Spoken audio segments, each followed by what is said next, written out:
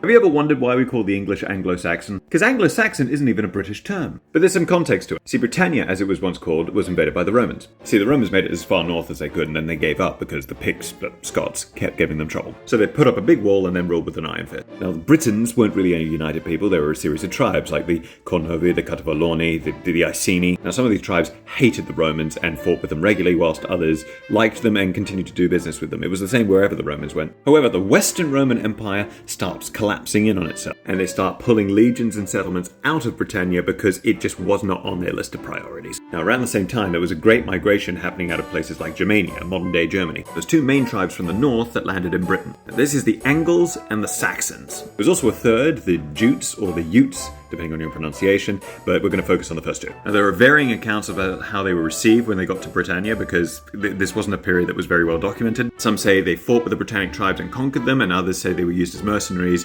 between already warring tribes. It's probably a mix of both. However, it doesn't matter, because at some point the Angles and the Saxons start carving out their own kingdoms. The Angles settled mostly in the east and the north, while the Saxons the west and the south. And some of these kingdoms still have the same names today. You know, Northumbria, Northumberland, East Anglia, East Anglia. These were the Angle kingdoms, and then, you know, Wessex, Sussex, Essex, West Saxa, South Saxa, East Saxon, West Saxon, South Saxon. They weren't created. This is also where you get the Germanic root of the English language, because the original Britannic tongue probably sounded closer to Welsh.